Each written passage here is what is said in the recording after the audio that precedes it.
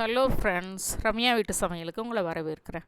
இன்றைக்கு tomato fish அப்படின்னு சொல்லிட்டு நம்ம சென்னையில் சொல்லக்கூடிய ரெட் க்ரூப்பர் பற்றி பார்க்கலாம். இந்த ரெட் க்ரூப்பர் இதில் டேஸ்ட்டு எப்படி இருக்கும் அப்படின்றது ரேட்டெல்லாம் சொல்கிறேன். இதனுடைய ரேட் பார்த்திங்கன்னா கிலோ 200 அதுக்குள்ளே தான் இருக்கும். மற்ற கலவா மீன்களை கம்பேர் பண்ணும்போது இந்த கலவா மீனோட ரேட்டு விலை குறைவாக தான் இருக்கும். நிறைய பேர் இந்த மீனை பார்த்துட்டு அவாய்ட் பண்ணிட்டு தான் போவாங்க.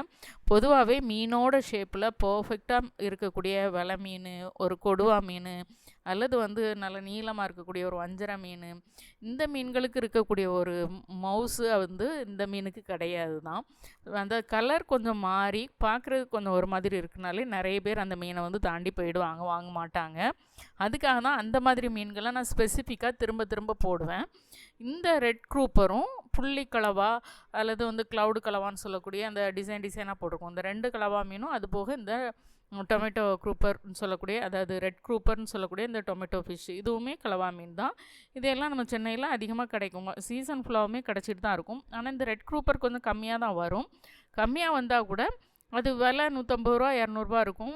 மற்ற கலவா மீன் 300 350 இருக்கும்.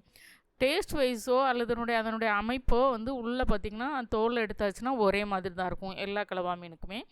இந்த கலவா மற்ற 2 கலவாயை விட டேஸ்ட்டு கொஞ்சம் குறைன்னு சொல்லலாம், ஆனால் ரொம்ப பெருசாக தெரியாது. ஃப்ரெஷ்ஷாக சாப்பிட்றதுக்கு நல்லா தான் இருக்கும். ஃப்ரீஸ் பண்ணி சாப்பிடும்போது தான் அதனுடைய ருசி மாறி போகும்.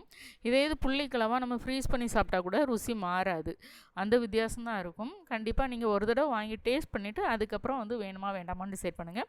பிடிச்சிருந்தா லைக் பண்ணுங்கள், ஷேர் பண்ணுங்கள், சப்ஸ்கிரைப் பண்ணுங்கள். பாய்.